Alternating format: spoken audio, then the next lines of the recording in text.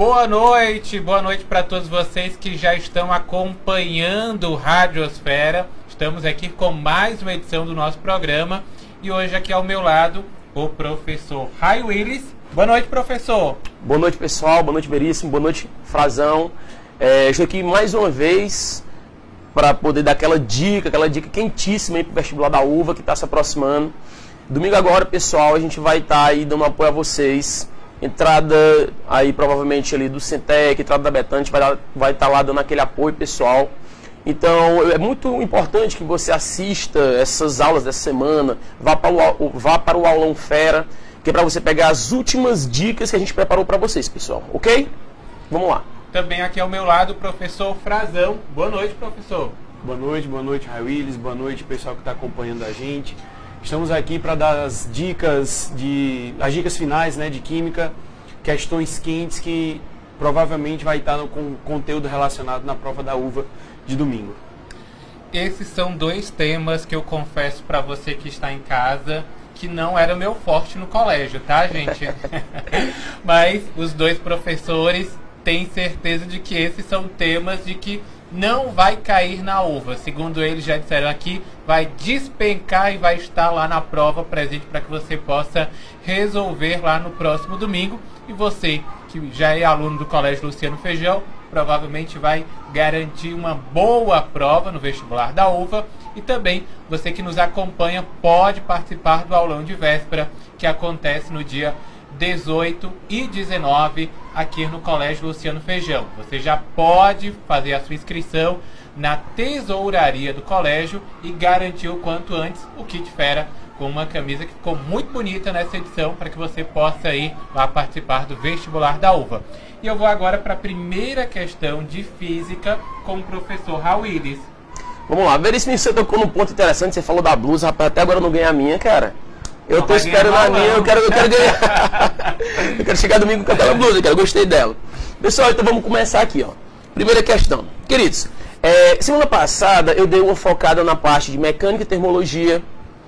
Hoje eu botei um pouco de tudo. Então eu vou trabalhar com essas questões, pessoal, estilo UVA. Vai ter questões que você vai ter que trabalhar fazendo contas, mas são poucas contas. E vai ter questões que você vai ter que trabalhar com enunciado, para que você evite fazer muitas contas. Então, dentro de cada questão, eu vou estar dando a dica de como é que você deve proceder. Então, primeiro, olha só, a primeira questão fala o seguinte, pessoal, questãozinha de física, que envolve aí até o próprio professor Ray Willis, né? Olha só, o professor Ray Willis viaja em sua motocicleta a uma velocidade normalmente de 108 km por hora. Claro, velocidade normal, para uma estrada, tranquilo. Em linha reta e mantendo sua velocidade constante, show de bola. Em um dado momento, ele avista uma vaca e no meio da estrada e freia bruscamente até parar. Veja bem, até parar, ok? Se você tiver com um lateralzinho, pessoal, você já dá uma grifada aí nessa palavra aí, até parar. Continuando.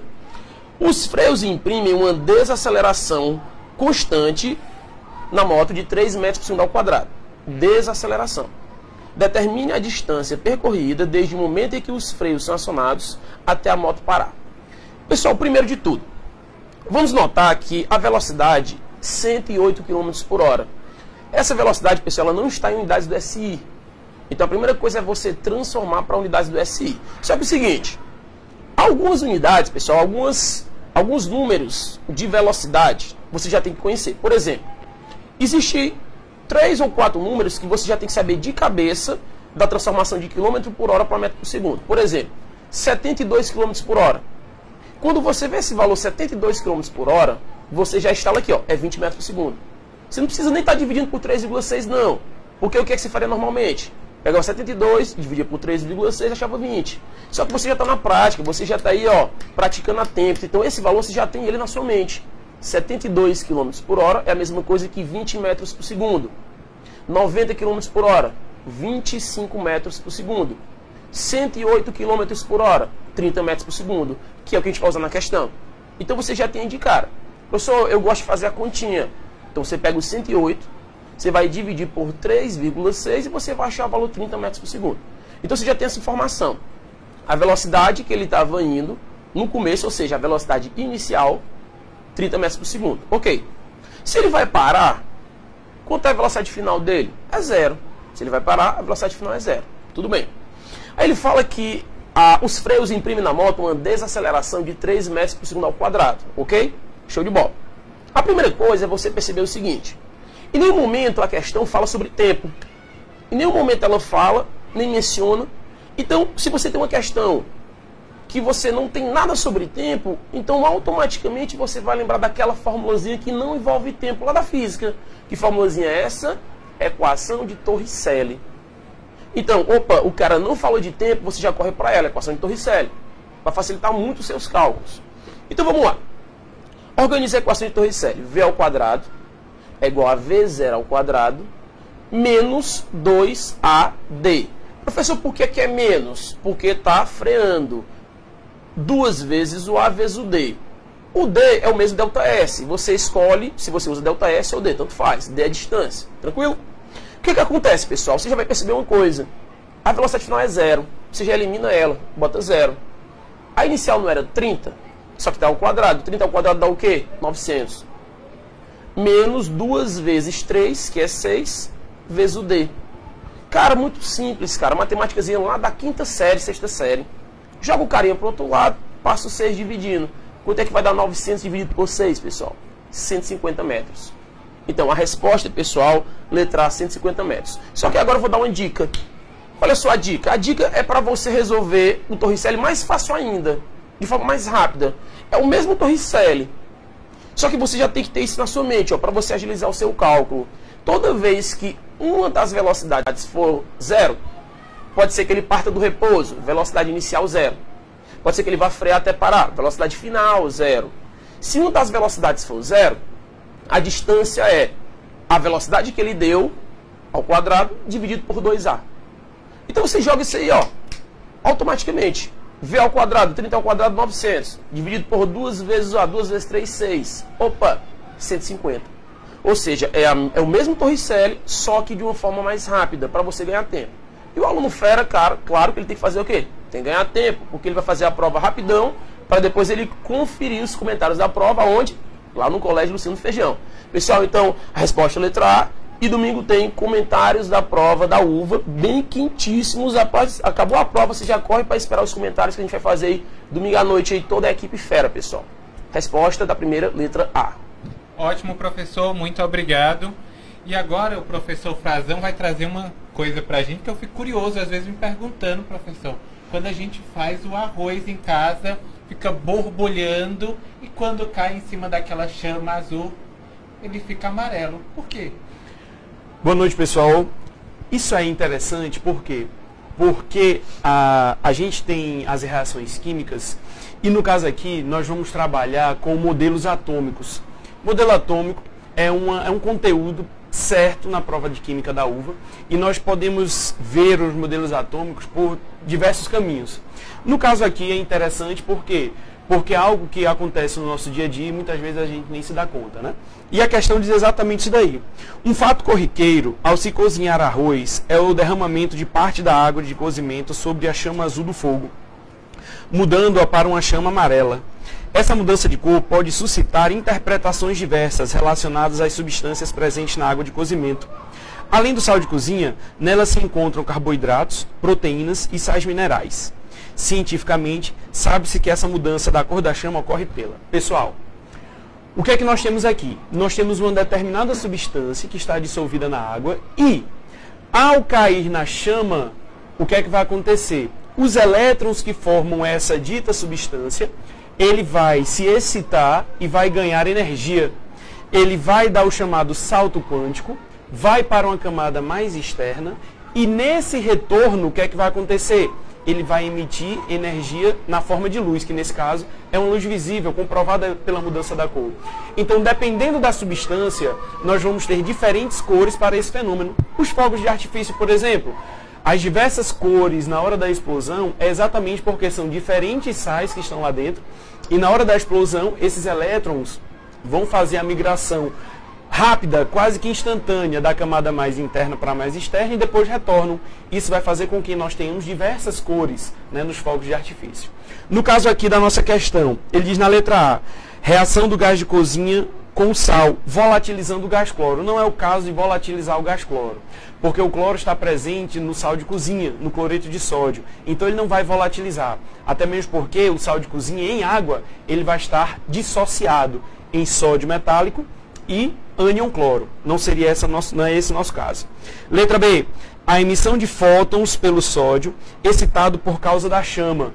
Beleza. O que é que vai acontecer? Mesmo na forma iônica, os cátions de sódio, eles vão fazer com que esses elétrons, eles sofram a excitação devido à chama, recebem essa energia na forma de calor e vão migrar para uma camada mais externa. Quando eles retornam para a sua órbita estacionária, vai haver essa emissão na forma de luz visível, fazendo com que a gente veja essa mudança da coloração, né? Então, nós temos diversos exemplos, como os fogos de artifício, figurinhas que brilham no escuro, ponteiro de relógio, que quando a luz está apagada a gente consegue ver o ponteiro, né? Por quê? Tudo isso é aplicação do modelo atômico de Bohr, que em muitas questões trazem Rutherford-Bohr, porque Bohr, na realidade, ele fez um aperfeiçoamento no modelo de Rutherford, que não soube explicar por que os elétrons ficavam girando indefinidamente na órbita estacionária, sem perder energia e se colidir com o núcleo. As outras opções, por que estão erradas? Produção de um derivado amarelo pela reação com o carboidrato. Não é o caso, porque o carboidrato ele não vai estar ionizado, né? Não vai ter essa migração dos elétrons. E letra D, pela reação do gás de cozinha com a água formando gás hidrogênio, muito menos, né? Porque a água em contato com o gás ela vai evaporar, vai passar da fase líquida para a fase gasosa. Nós não teríamos aí uma eletrólise. A eletrólise seria um processo completamente diferente para haver a produção do gás hidrogênio, mas não é o caso aqui. Então nós ficamos aplicação do modelo atômico de Bohr ou Rutherford-Bohr, né? Depende como a questão vem abordar. Letra B, emissão de fótons pelo sódio excitado por causa da chama. Muito obrigado, professor.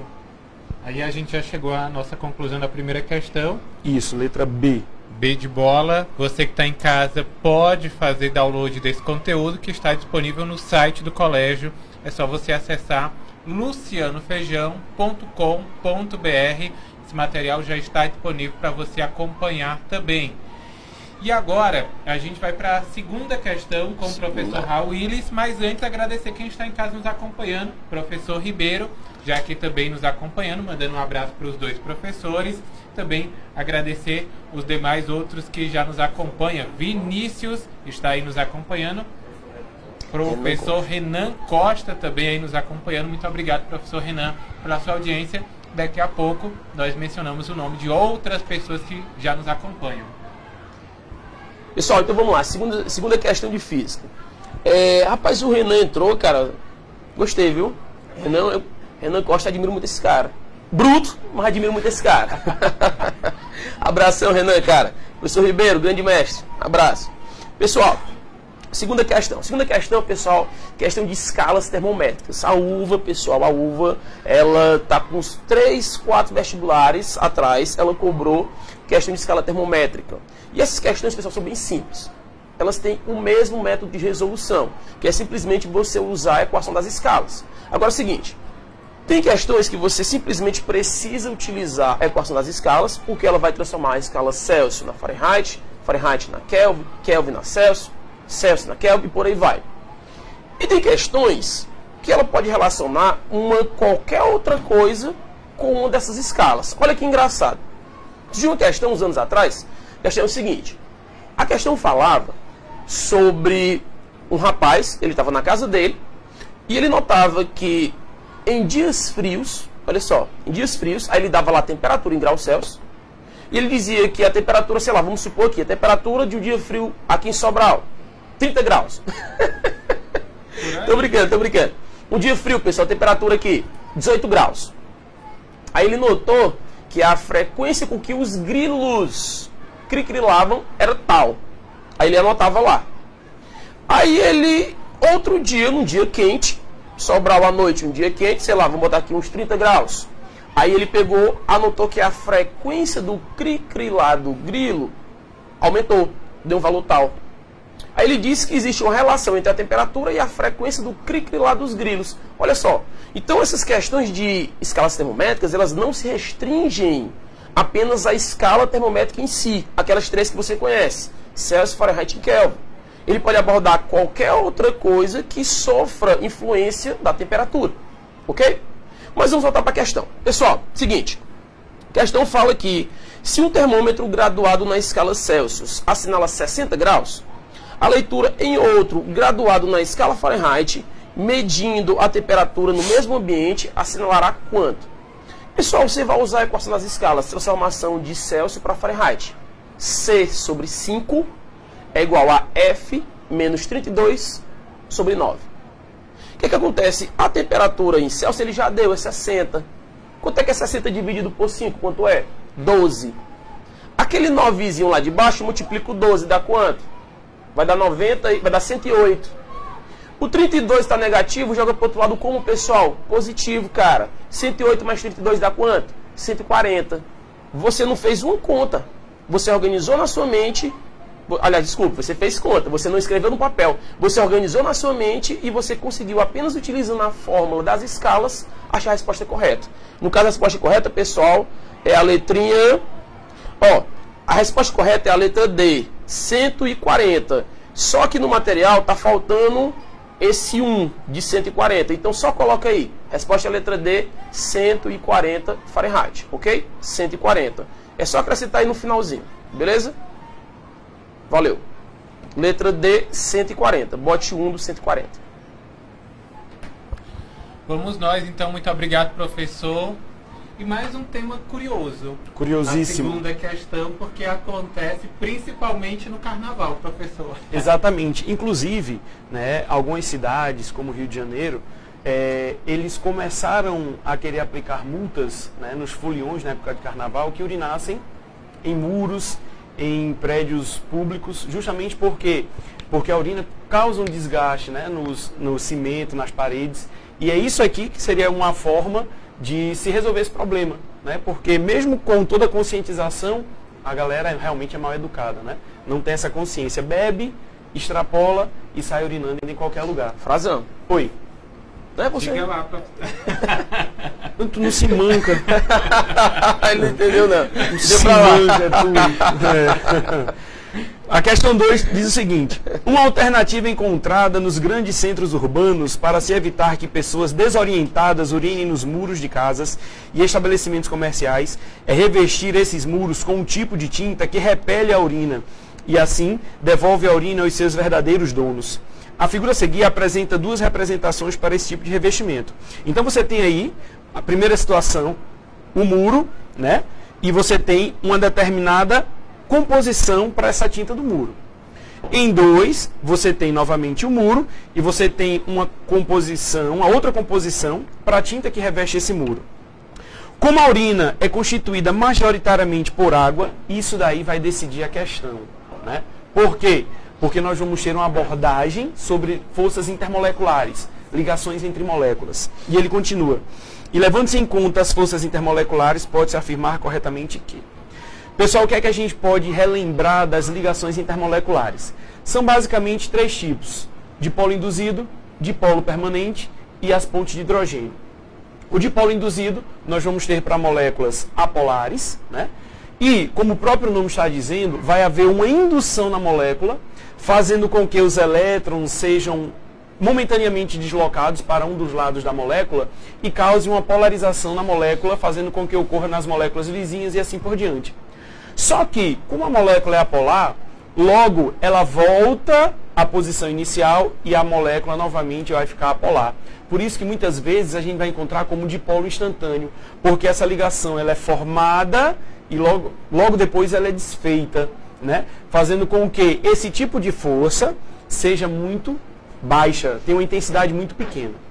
Já o dipolo permanente, como o próprio nome diz, você vai ter uma molécula polar em que você vai ter, devido à diferença de eletronegatividade entre os átomos da ligação, um lado da molécula positivo, que é o menos eletronegativo, e um lado negativo, que vai ser o lado mais eletronegativo da molécula. Então você vai ter uma carga parcial. Cuidado, não é que você tenha, diferentemente da ligação iônica, que um ganha o elétron e o outro átomo perde, não. Aí você vai ter uma carga parcial, devido à diferença de eletronegatividade entre esses átomos da ligação. Mas o dipolo realmente é permanente, vai ficar lá sempre, o tempo todo. E temos as ligações de hidrogênio, em que nós também temos uma molécula polar, só que nesse caso, o hidrogênio tem que estar ligado a um elemento muito eletronegativo, flúor, oxigênio ou nitrogênio. Beleza.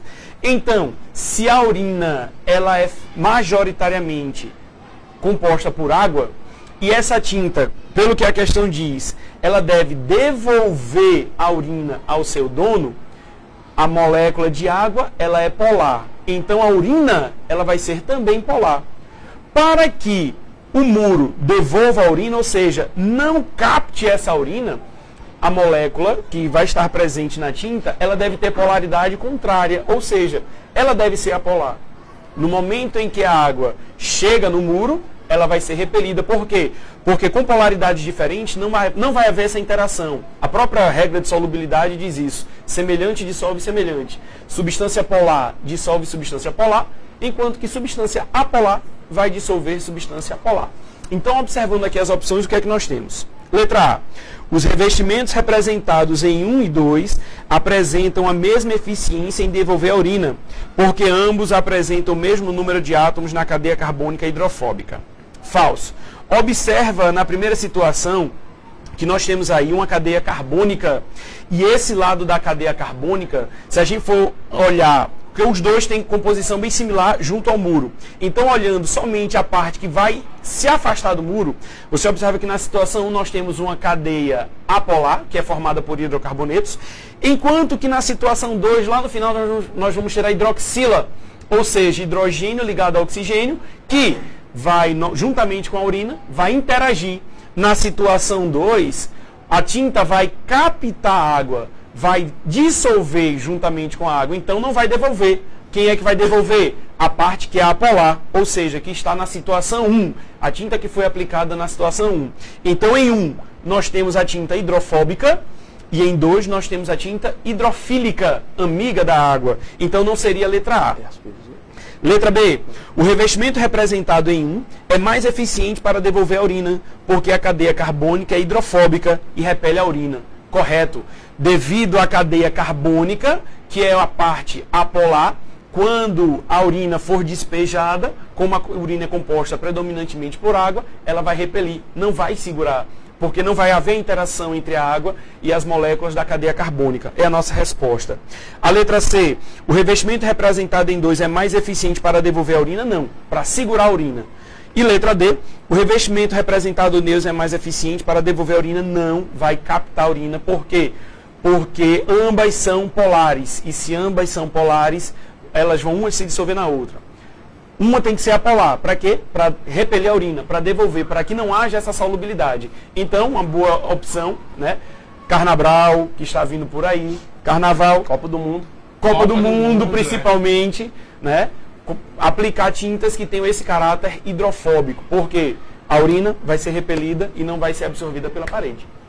Olha só, então, muito obrigado, professor. E agora você que está em casa, não sei se você já prestou atenção, até mesmo quem está nos ouvindo pelo rádio, mas se você tivesse tido um desses dois professores no seu tempo, no meu caso, tivesse tido um desses dois professores, provavelmente não tinha ficado em último para entrar no vestibular, professor.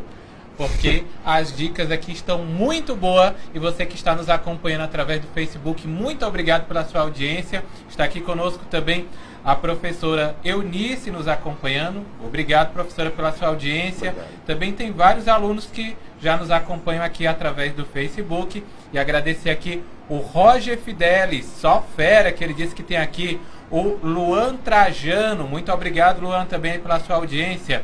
A Ana Lúcia, olha, ele trouxe um fã-clube, e é pesado o fã-clube dele. Mamãe. Meu filho Ray Willis, meu orgulho, minha vida. Mamãe, é assim comigo, né? Obrigado, mãe.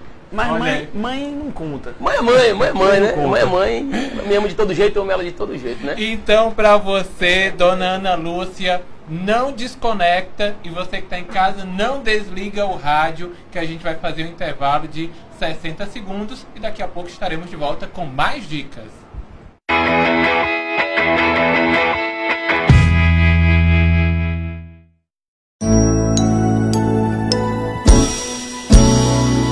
Quando o caminho é bom a gente sente, o saber é a luz à frente que faz a vida seguir. O sol nasceu e é hora de plantar, aprender para ensinar a lição que está aqui. Vem que esse mundo azul te espera e o futuro é uma janela aonde os seus caminhos vão além da imensidão para transformar o mundo, semeando educação. Por aqui se cria valores, Colégio Luciano Feijão. Colégio Luciano Feijão.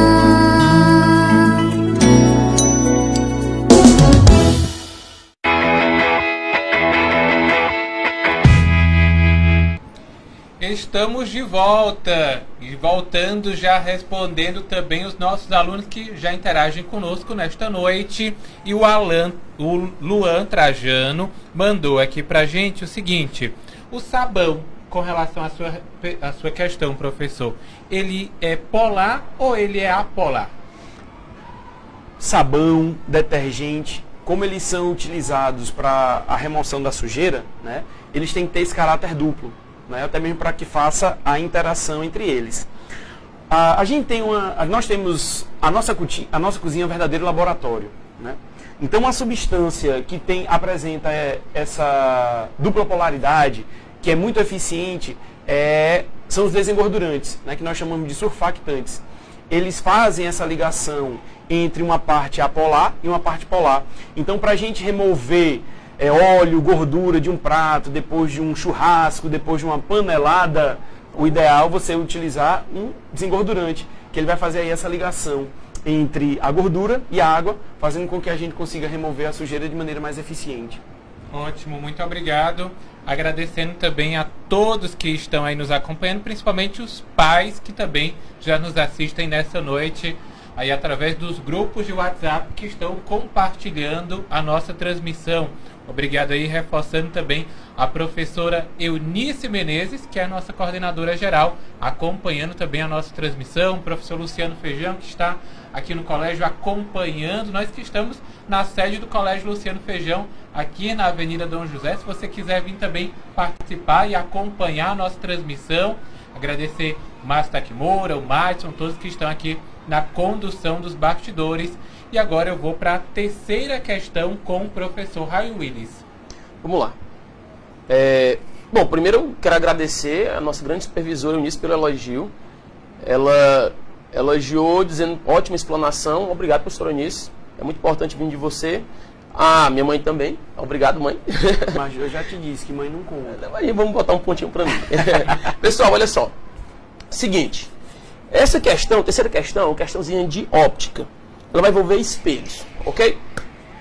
Lembra que no começo eu estava falando que algumas questões a gente vai fazer umas continhas reduzidas e outras a gente vai interagir com as alternativas? A UVA, pessoal, ela é um vestibular que ela adora isso. Ela adora a interação de enunciado com alternativa. Tipo, às vezes você nem precisa terminar as contas já para marcar a questão.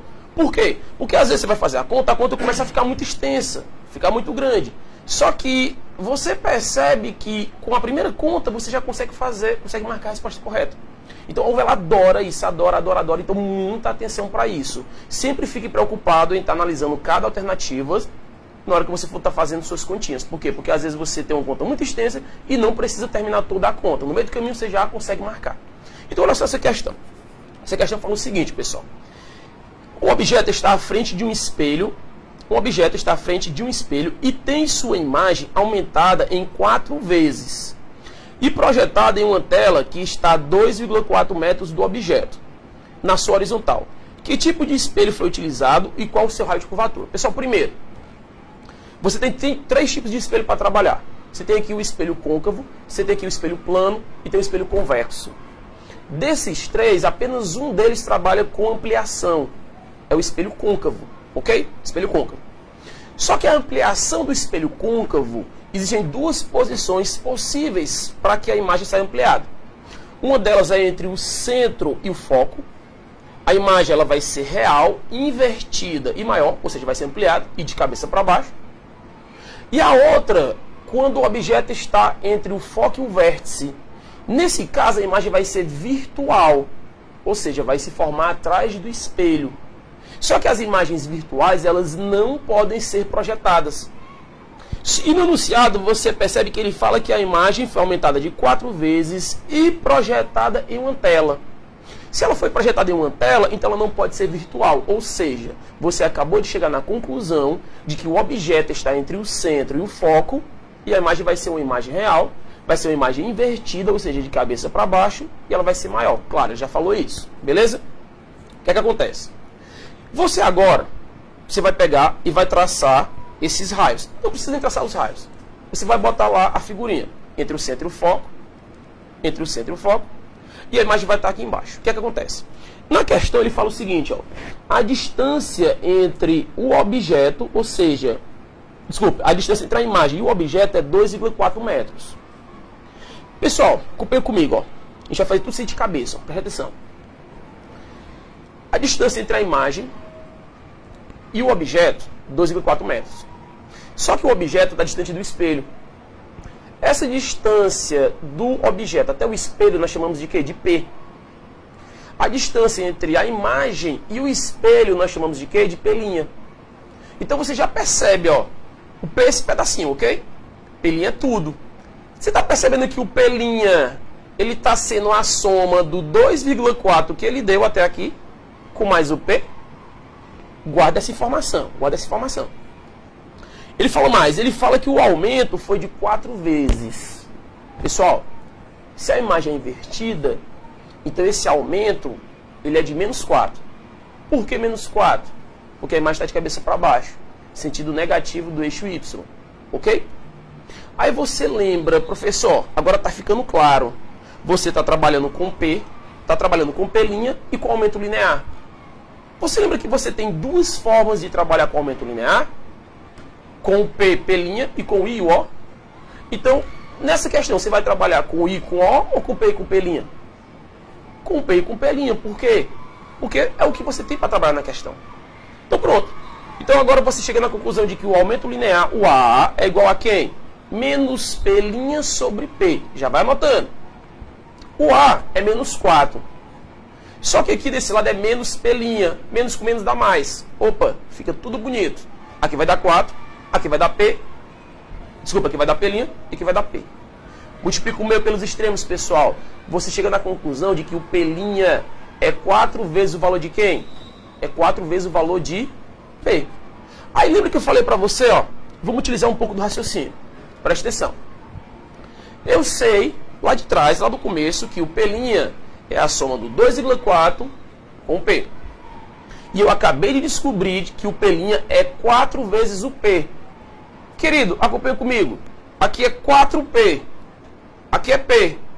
Então eu botei esse pedacinho, 3P. Só que o 3P é o próprio 2,4, cara. Então o P é 2,4 dividido por 3, que dá quanto? 0,8. Opa, o P deu 0,8.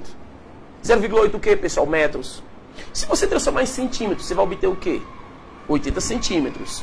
Lembra que eu falei para você que ao vador a interação do enunciado com as alternativas?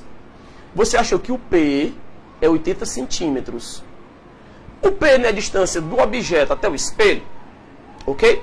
O objeto não está entre o centro e o foco, entre o centro e o foco. Se daqui para cá é 80 e o centro está atrás do objeto, você concorda que o raio de curvatura, ou seja, o centro, é maior do que 80? Então, se você olhar as alternativas, pessoal, qual é a única alternativa que é maior do que 80 aí? Alternativa letra C. Espelho côncavo, 128 centímetros. Aí você fica assim, professor, era só isso? Eu só precisava achar o P e já ir verificar nas alternativas? Era. Ah, professor, mas eu não gosto disso. Eu quero ter 100% de segurança no que eu faço. Eu quero fazer continha por continha, tintim por tintim. Então, como é que você finalizaria aquele cálculo? Eu vou dizer, você vai fazer em casa. Se você achou o P, você achou o P', você vai aplicar agora em que fórmula, pessoal? Na fórmula de Gauss. 1 sobre F é igual a 1 sobre P mais 1 sobre P'. Essa você sabe. Quando você achar o foco, como é que você acha o raio de curvatura? Multiplica por 2. Porque o raio de curvatura é o dobro de quem? É o dobro do foco. Dá a mesma resposta, 128 centímetros. Queridos, sempre procure analisar as alternativas juntamente com o enunciado. No meio das contas. Está ficando grande, cara? Procura logo a resposta do enunciado, das alternativas que você vai achar. Beleza? Deixa eu só lembrar aqui que eu lembrasse. Só falar uma coisa que eu lembrei. Semana passada, eu estava lembrando, rapaz, eu vou mandar um abraço para a nossa equipe. Aí chegou aqui, eu mandei um abraço para todo mundo, esqueci da nossa equipe, cara. Equipe aí de física, pessoal do Colégio Luciano Feijão. Eu quero mandar um abraço especial aí para o Ilan, o Zacarias. Mandar um abraço especial aí para o Felipe Costa, Jesus. Paulo Enio, que é o mestre. E mandar um abraço para ele, né, claro. Alex Oliveira, que vai estar aí amanhã, pessoal, tirando mais dúvidas de vocês. Vai estar aí com o material aí dele, trabalhando aí com várias questões aí também da uva. Revisãozinha para vocês, pessoal. Amanhã, Alex Oliveira. Abraço aí para essa equipe, pessoal, equipe de física, incluindo eu, claro. Abraço para todos vocês, pessoal. Valeu. Vamos agora para a terceira questão, professor. E agora falando de veneno. Nem sabia que inseto tem veneno. Tem. E dependendo do inseto, o procedimento a ser tomado vai ser diferente. Pode ser específico para cada tipo de inseto. Né? Que esse conhecimento, óbvio que a gente não tem a obrigação de saber disso, mas os mais comuns, abelha, vespa, formiga, né? Dependendo do inseto que vai picar, você pode aplicar uma ou outra substância, até mesmo que você tem em casa, que dá para resolver ali rapidamente. É o que nós vamos abordar aqui na questão. Uma mistura extremamente complexa de todos os tipos de compostos, proteínas, peptídeos, enzimas e outros compostos moleculares menores compõe os venenos dos insetos. O veneno de formiga tem alguns componentes ácidos, tal como o ácido fórmico ou ácido metanoico. O ácido fórmico é exatamente porque ele foi encontrado, né, sintetizado nas formigas. Enquanto o veneno da vespa tem alguns componentes alcalinos. O veneno penetra rapidamente o tecido, uma vez que você foi picado. Sobre os venenos dos insetos, pode-se afirmar que: letra A. O veneno de formigas possui pH entre 8 e 10. Vamos relembrar aqui algumas propriedades de ácidos e bases, que às vezes em sala de aula a gente acha um pouco sacal, mas que a gente pode aplicar tranquilamente no nosso cotidiano, né? E muito mais do que a gente possa imaginar. Então, quando a gente analisa pH, é o potencial de hidrogênio, né? É uma escala que varia de 0 até 14. Entre 0 e 7 nós temos um meio ácido, entre 7 e 14 nós temos um meio básico. O pH exatamente 7 vai indicar meio neutro. A gente poderia também analisar pelo pOH, que é o potencial hidroxiliônico. Entre 0 e 7 nós temos um meio básico, entre 7 e 14 um meio ácido, e o pOH exatamente 7 é neutro. Uma coisa a gente pode aproveitar para falar: a soma de pH e pOH a 25 graus Celsius, temperatura ambiente, que como o Rael Willis disse, não é a temperatura ambiente de Sobral, mas que para o meio científico, resolução das questões, a gente considera. A soma de pH mais pOH tem que dar 14. Isso aí você não pode esquecer. Beleza? Então, se o pH entre 0 e 7 é ácido, entre 7 e 14 é básico e 7 é neutro, a letra A ele diz que o veneno da formiga possui pH entre 8 e 10. Analisa o texto. Ele diz que a formiga possui ácido fórmico. Então, com certeza, o pH da formiga é menor do que 7 e não maior do que 7, o que exclui a letra A. Letra B.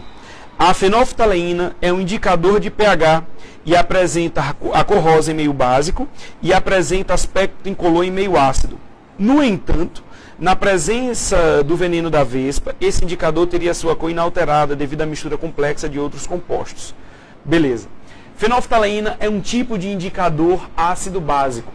Ela é um excelente indicador para meio básico, porque ela vai mudar a coloração para a cor vermelha. Já para meio básico não é tão legal. Por quê? Porque ela não vai mudar a sua cor. Né? Então, a letra B está incorreta, por quê? Vamos lá no texto. O veneno da vespa tem alguns componentes alcalinos. Alcalinos, componentes básicos. Ora, se o veneno da vespa tem caráter básico, na presença da fenolftaleína vai sim ficar rosa. Não vai ter sua cor inalterada. então ficaria na cor rosa, o que vai descartar a letra B, porque ele disse que não vai ter a mudança da cor. Vai sim. Letra C.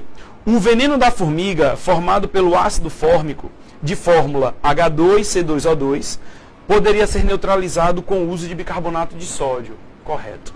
O bicarbonato de sódio é uma substância que, dissolvida em água, vai apresentar caráter básico. Por quê? Porque sempre vai predominar o caráter do mais forte. Como assim predominar o caráter do mais forte?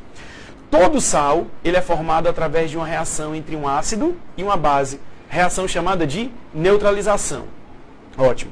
Então, o bicarbonato de sódio vem de uma base forte, que é o NaOH, né? Que é uma base da família dos metais alcalinos, base forte, e vem de um ácido fraco, que é o ácido carbônico. Então, se ele vem de um ácido forte e de uma base fraca, uma base forte e um ácido fraco, e predomina o caráter do mais forte, então vai predominar o caráter básico. Quando este sal for dissolvido na água, o seu caráter, o seu pH vai ser maior do que 7. Ora, então nós vamos conseguir neutralizar o ácido fórmico. Além do bicarbonato de sódio, que outra substância que nós teríamos em casa nós poderíamos utilizar? Uma suspensão de hidróxido de magnésio, de um antiácido. Por quê? Porque são substâncias utilizadas para combater substâncias ácidas. Você no final de semana tomou aquela cervejinha, exagerou, torresmo, feijoada, panelada, com certeza na segunda-feira você vai sentir algumas consequências. Um hidróxido de magnésio, uma suspensão de hidróxido de magnésio, hidróxido de alumínio, bicarbonato de sódio, dissolveu ali na água, tomou, logo vai passar a sua azia, a sua indisposição. Então a nossa resposta, para combater uma substância de caráter ácido, utilize uma outra substância de caráter básico. Agora, que apresente um caráter básico fraco. Você não vai levar uma picada de formiga e vai passar soda cáustica. Porque aí, meu amigo, não vai adiantar. Não, você vai queimar mais ainda a sua pele. Porque a soda cáustica é uma base forte. Né? Você não vai resolver seu problema, vai piorar. Então, substâncias de caráter básico, mas que sejam um caráter básico fraco. Né? Porque até mesmo você vai aplicar sobre o seu corpo, na sua pele. Então, resposta da questão 3, letra C. Combater uma substância de caráter ácido com outra de caráter básico. Muito obrigado, professor. E agora a gente vai falar de carro é esse, viu, professor Ray Willis? Que dá para ouvir o motor do carro. Eu fiquei impressionado. Viu que você tirou esse motor? É de Fórmula 1? Fórmula 1, de longe a gente já está escutando aquele estrondo, aquele... Ah, eu pensei em carro diferente. Não. Uma Brasília. Não. Porque com essa velocidade não aí, você quer um Fusca, assim. Não, essa velocidade aqui... Pessoal, rapaz, deixa eu contar aqui uma história aqui rapidinho. Não, é rápido, é porque assim, o Frazão estava falando aqui sobre a Copa do Mundo, né? Falou sobre cerveja e tal. Aí eu lembrei daqui no fato interessante. É porque assim, não sei se vocês sabem, eu vou falar pra vocês aqui. Eu não sou muito ligado no mundo dos esportes, sabe? Futebol, eu nunca gostei, nunca tive afinidade. Então, eu fico meio perdido, né? Aí o que acontece? Eu tava outro dia na sala de aula, aí os alunos perguntam, professor, você vai assistir a Copa onde e tal? Aí eu disse assim, rapaz, eu acho que eu tô pensando em assistir um jogo da Copa em Fortaleza, lá no PV do Castelão. Acho que vai passar um dos dois, né, e tal. Mas eu acho que eu tô indo pra Fortaleza. Aí o aluno falou assim, professor, eu acho que não vai passar, eu acho que o Brasil não vai jogar em Fortaleza, não. Eu, por quê, cara? Isso é porque a Copa é na Rússia. Deixa pra lá, vamos lá. Mas você pode ir assistir Nova Russas. Verdade. Não, é sério, cara, eu jurava que a Copa ia ser aqui no Brasil, cara. Vamos lá. Pessoal, olha essa questãozinha aí. O barulho emitido pelo motor de um carro de corrida que se desloca a 244,8 km por hora é percebido por um torcedor na arquibancada com frequência de 1.200 Hz. Beleza. A frequência real emitida pela fonte sonora, considerando que ela se aproxima do torcedor, é de... Considera a velocidade do som 340 metros por segundo. Pessoal, primeiro, olha só. Essa questãozinha, pessoal, vai ser uma questãozinha de efeito Doppler. Como é que eu sei que a questão de efeito Doppler? Porque ela está dizendo que tem uma fonte emissora e ela está se movendo. Pessoal, é o seguinte. Quando você está parado, vamos lá, exemplozinho simples aqui. Está parado. Aí você, sei lá, escuta uma ambulância e ela vem se aproximando, passa por você e vai embora. Perceba que o som que você está ouvindo, a frequência dele, ele está mudando. Ora ele está mais grave, ora está mais agudo e por aí vai. Esse fenômeno nós chamamos de efeito Doppler, certo? Professor, como assim efeito Doppler? Veja bem, quando você está ouvindo um som, a emissão das ondas ela tem uma certa frequência. Então, a emissão tem uma certa frequência. Se você também está movendo a fonte, você vai de alguma forma ou vai aumentar a quantidade de ondas que vai chegar no ouvido, ou você vai diminuir essa quantidade de ondas que está chegando no seu ouvido, ok? Beleza. O que vai acontecer nessa situação, pessoal? Você vai ter que analisar agora para qual valor essa frequência se alterou. Seguinte, deixa eu dar alguma observação antes. A questão, bem no finalzinho, pessoal, ela fala que a velocidade do som é 340 metros por segundo. Ocorreu um fato no vestibular passado da UVA, que caiu uma questão de efeito Doppler e ela não deu esse valor. Mas esse valor é fácil, esse valor você já pode lembrar. A velocidade do som é igual a quem? 340 metros por segundo, ok? Tranquilo. Segundo fato, lembra que eu falei que a UVA gosta muito de brincar com alternativa e enunciado? Lembra que eu falei sobre isso? Seguinte, se você tem uma fonte emissora, e ela está se aproximando, as ondas que a frequência que ela vai emitir, vai acabar chegando uma maior quantidade de ondas no seu ouvido. Está se aproximando, então essa quantidade chega em maior quantidade. Essas ondas chegam em maior quantidade. Ou seja, a frequência que ela está emitindo, quando você ouvir, vai chegar numa frequência maior. Se ela estivesse se afastando, ia chegar menos ondas no seu ouvido.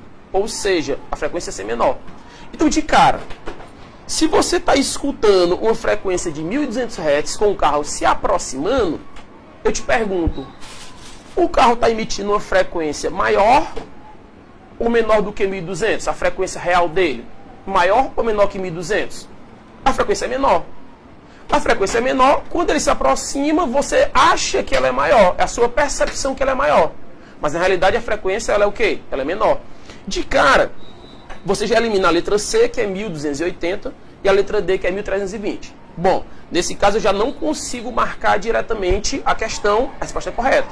Mas, pessoal, vamos supor que você não sabia da forma do efeito Doppler. Opa, na hora me bateu um branco, cara, não estou sabendo. Mas eu lembro desses conceitos fundamentais aí. Eu lembro que quando está se aproximando a quantidade de ondas que vai chegar, vai ser maior, ou seja, a frequência vai aumentar, a frequência aparente. Você vai sentir uma frequência maior. Está se afastando, vai ser uma frequência menor, ok? Beleza? Então, de cara, pessoal, só pode ser a letra A ou a letra B. Então, caso você fosse bater o velho chutômetro, você ia reduzir aí consideravelmente suas alternativas para A ou B. Já ficava mais fácil para chutar. Mas a gente não vai chutar, a gente vai lembrar dessa formazinha do efeito Doppler. Você vai lembrar o seguinte, a frequência aparente, vou botar aqui, ó, frequência aparente desse lado, e que eu vou botar o que acontece com a frequência real. A frequência aparente vai ser igual a quem? A frequência real. Só que a frequência real não vai mudar. Então vai ser a frequência real vezes alguma coisa, algum fator. Que fator é esse? Seguinte, velocidade do som em cima, mais ou menos a velocidade de quem? Do observador. Na parte de baixo, velocidade do som, mais ou menos a velocidade da fonte. Beleza? Professor, quando é que eu sei que eu vou utilizar mais? Quando é que eu sei que eu vou utilizar menos? Aí agora eu vou te dar uma dica, cara, que essa dica resolve todo o seu problema. Que dica é essa? Crie para você um referencial. Crie. Que referencial é esse? Pegue uma seta, ligue uma seta do observador até a fonte. Vamos supor que aqui esteja o observador, aqui esteja a fonte. Bota uma seta para cá.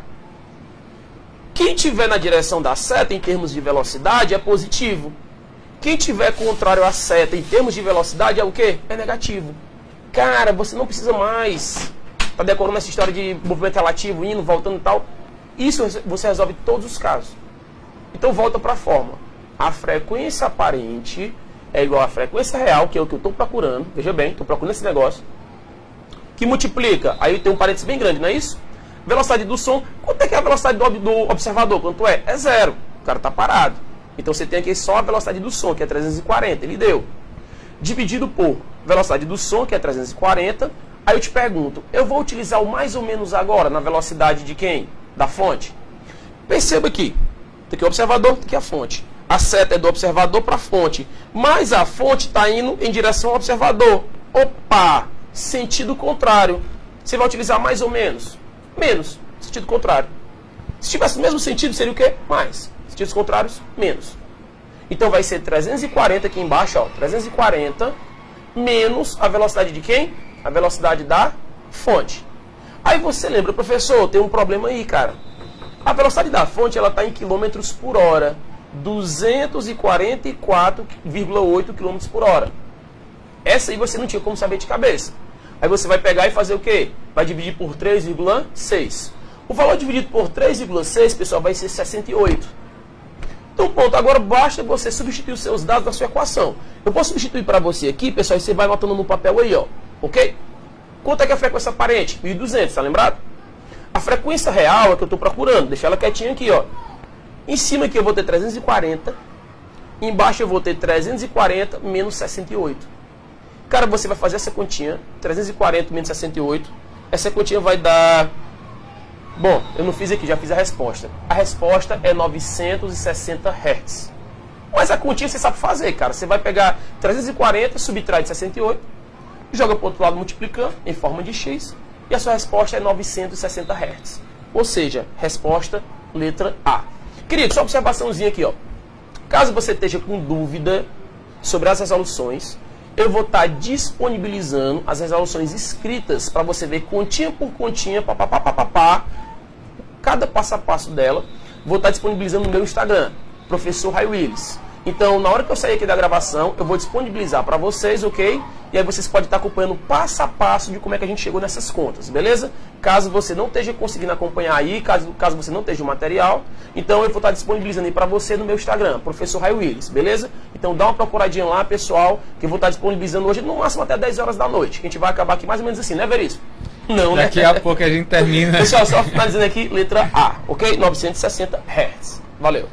Gente, muito obrigado, professor Ray Willis. E agora eu peço também a concentração de você que está em casa para prestar atenção no material. Você que não conseguiu ainda acessar o material, obviamente quem nos acompanha já está com o material, mas todo esse material está disponível no site do Colégio Luciano Feijão.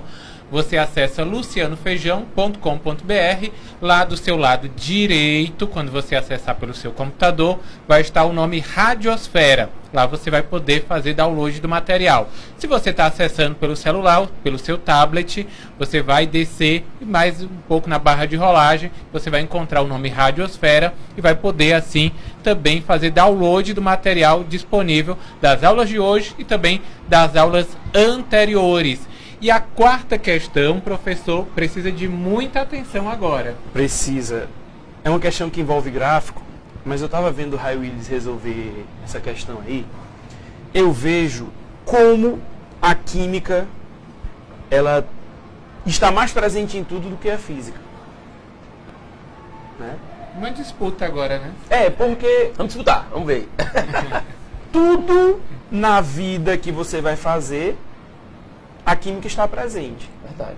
As reações químicas que ocorrem no nosso corpo, no nosso crescimento, para a gente raciocinar, para a gente pensar, são reações químicas, né? Até para a pessoa namorar, arrumar a cara na metade, tem que rolar uma química. Né? A própria constituição da matéria, quando chega lá no nível atômico, átomos e moléculas e tal, aquilo tudo são ligações, não é isso, Frazão? Ligações químicas. Então a química realmente está em tudo. Eu não sei se está mais ou menos do que a física, porque a física ela também tenta explicar aí da forma dela. A química tem uma outra abordagem, já procurando mais as ligações, o que mais, Frazão, digamos assim? A interação entre essas moléculas, como elas podem interagir, que consequências essas reações vão ter, né? Aproveitamento energético ou não. Eu vou até te falar, só cortando aqui um pouco, não vou mudar de assunto aqui, mas só falando um pouco hoje de um assunto, pessoal, chamado de física quântica. A física quântica, pessoal, se você for fazer um estudo aprofundado sobre física quântica, você vai ver, no final, Frazão, você vai ver que na realidade a física e a química elas vão estar andando de mãos dadas ali. Porque quando você vai para nível atômico, você vai estudar lá força de interação nuclear forte, força de interação nuclear fraca, que hoje em dia já tem a eletrofraca, que é a união da eletromagnética com a fraca, força gravitacional, força eletromagnética. Então, quando você vai analisar isso a nível atômico, você está sempre trabalhando com um pouco de química, um pouco de física. Então eu acho que elas andam sempre de mão dadas, não é isso? Se a gente for olhar, né, a própria descoberta dos modelos atômicos, a gente teve a participação dos físicos. Dos físicos, certeza. Mas com certeza os químicos foi quem aprimoraram. Certeza. Os químicos é quem deram aquele toque final, aquela maestria, vamos dizer assim. Mas vamos voltar aqui porque não tem nem como disputar mesmo, não. No gráfico a seguir, é apresentada a variação da energia durante uma reação química hipotética. Então você que está aí com o material, você observa que nós temos um gráfico, né, em que esse gráfico nós temos a energia em função do caminho da reação.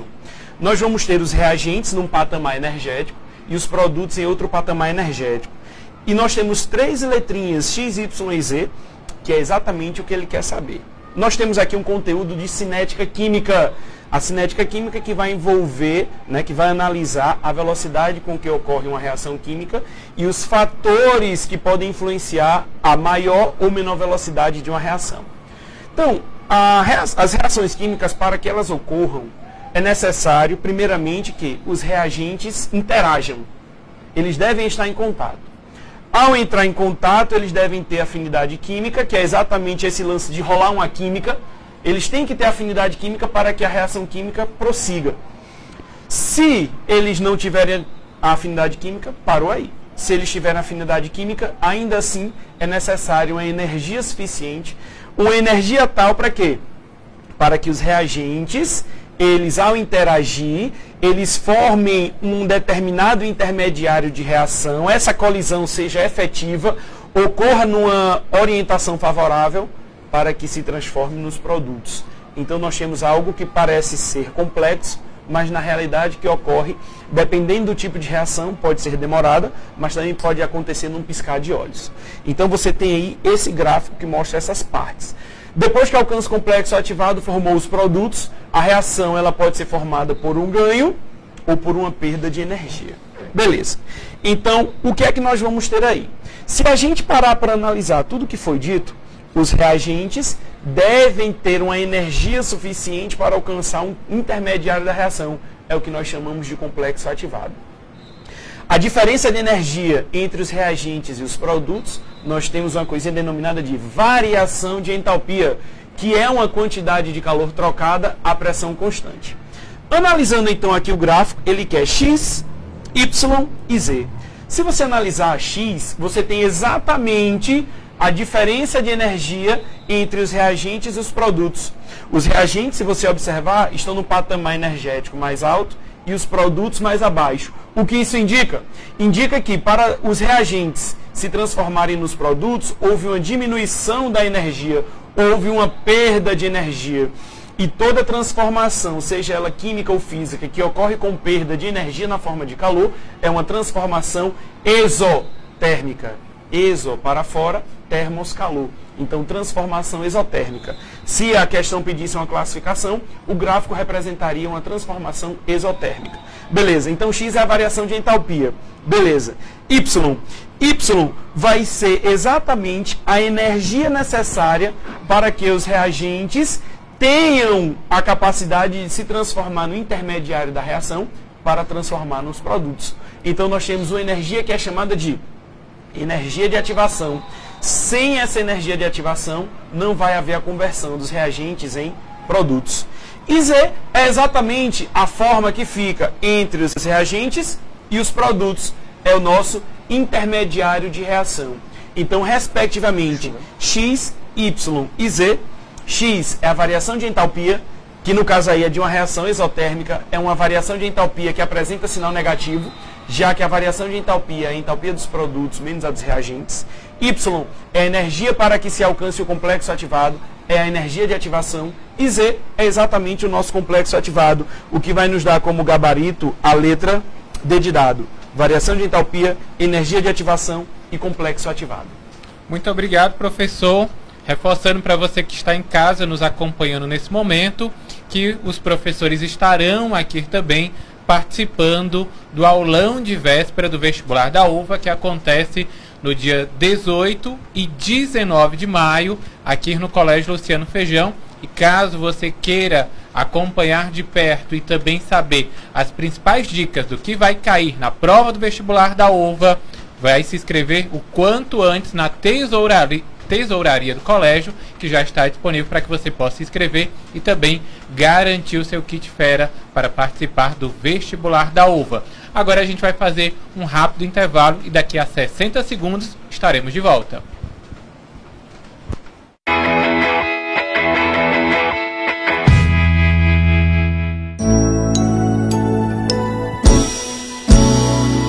Quando o caminho é bom a gente sente, o saber é a luz à frente que faz a vida seguir. O sol nasceu e é hora de plantar, aprender para ensinar a lição que está aqui. Vem que esse mundo azul te espera e o futuro é uma janela aonde os seus caminhos vão além da imensidão para transformar o mundo, semeando educação. Por aqui se cria valores, Colégio Luciano Feijão. Colégio Luciano Feijão.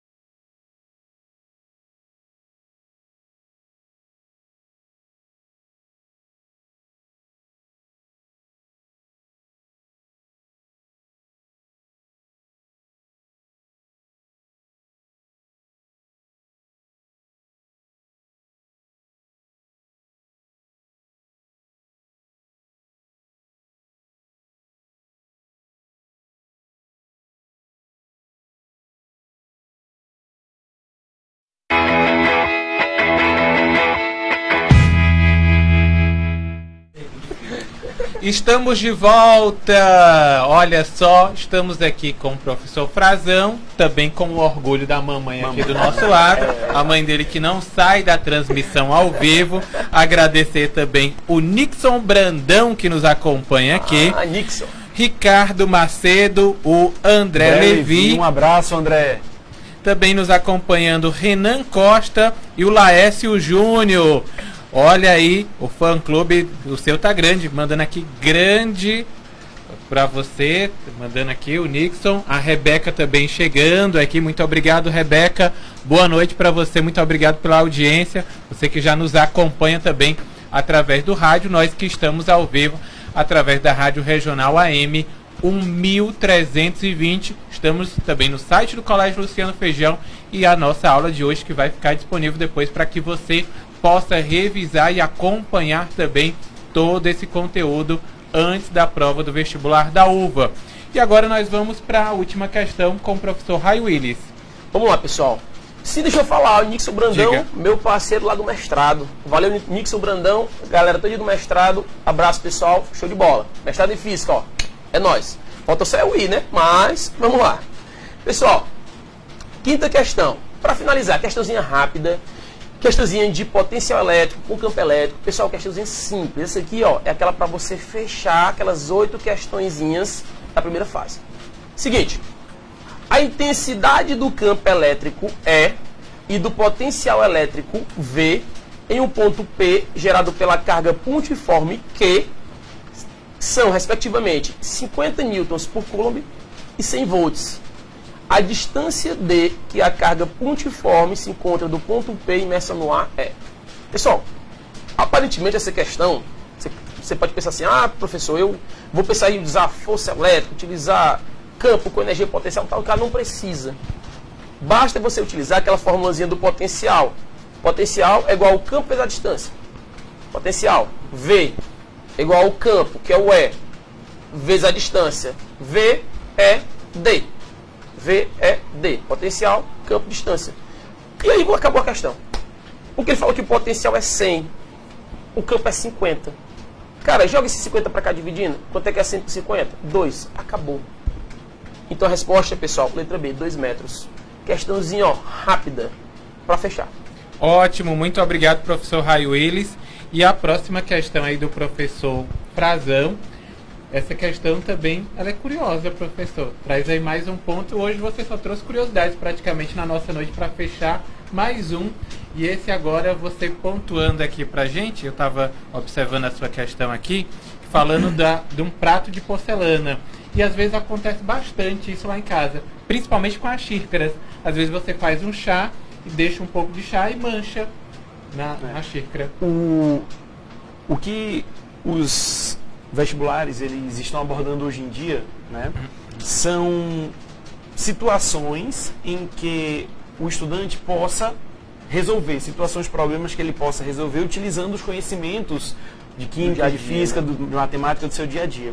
Não é simplesmente uma questão, aplicação técnica, aplicação de fórmula ou de conceito. É sim o aluno saber raciocinar aquilo que ele está vendo em sala de aula e saber aplicar no seu dia a dia.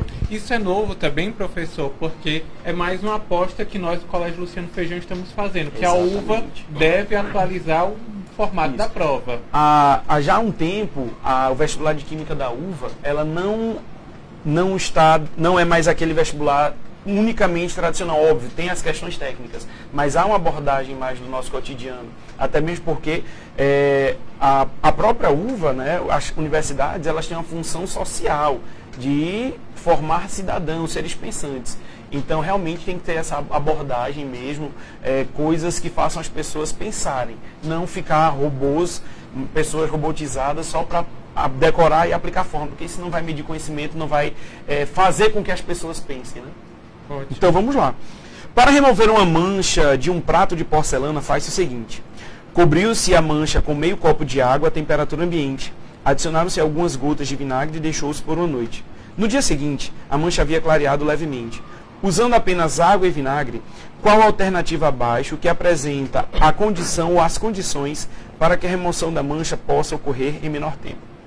Novamente, uma questão de cinética, só que aqui nós estamos abordando fatores que alteram a velocidade de uma reação. Por exemplo, você vai ao mercantil, faz lá seu mercantil, chegou com as frutas, as verduras, a carne. A primeira coisa que você vai fazer, guardar as frutas, as verduras nas geladeiras, a carne colocar no congelador. Por quê? Porque se passar muito tempo na temperatura ambiente, a temperatura ambiente de Sobral, voltamos a esse ponto, é quente, né, elevada, então as frutas vão estragar mais rapidamente, a carne vai estragar mais rapidamente. Por quê? Porque quanto maior a temperatura, maior a frequência de colisões entre as partículas. Então nós temos velocidades de reação mais rápidas, logo a fruta vai apodrecer mais rápido, a carne vai estragar mais rápido. Então é um fator que altera a velocidade da reação. Diminuindo a temperatura, as frequências de colisão entre as partículas ficam menores, a reação fica mais lenta, nós vamos ter uma conservação por mais tempo das frutas, verduras, da carne, enfim. Então, novamente, a cinética química com a aplicação do nosso dia a dia. A temperatura, concentração, porque quanto maior a quantidade de partículas no meio, maior a frequência de colisões, maior a velocidade da reação, enfim. Então, que procedimentos podem ser feitos para quê? Para que a remoção da mancha possa ser em um tempo menor. Se ele quer em um tempo menor, ele quer um fator que acelere a reação química. Letra A, adicionar meio copo de água fria. Não. Água fria, nós vamos diminuir a temperatura do meio, nós vamos diminuir a frequência, além de causar uma diluição do sistema. Nós vamos adicionar solvente, nós vamos ter a mesma quantidade das partículas que vão haver a reação química, só que no espaço maior. Então nós vamos diminuir essa frequência de colisões. Não vai aumentar a velocidade da reação, vai diminuir. Letra B, deixar a mancha em contato com um copo cheio de água e algumas gotas de vinagre. Não, também novamente uma solução diluída. Nós vamos diminuir a frequência das colisões, diminuir a velocidade então da reação química. Letra C, deixar o sistema em repouso por mais tempo. O fato de ele ficar em mais tempo em contato não vai fazer com que a reação seja acelerada. Só vai aumentar o tempo que essa reação vai acontecer, mas não vai fazer com que ela fique mais rápida. Letra D, adicionar mais vinagre à mistura e aquecer o sistema.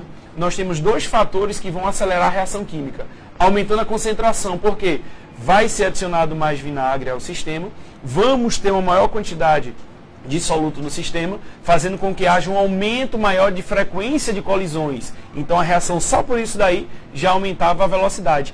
E ele ainda vai aquecer o sistema.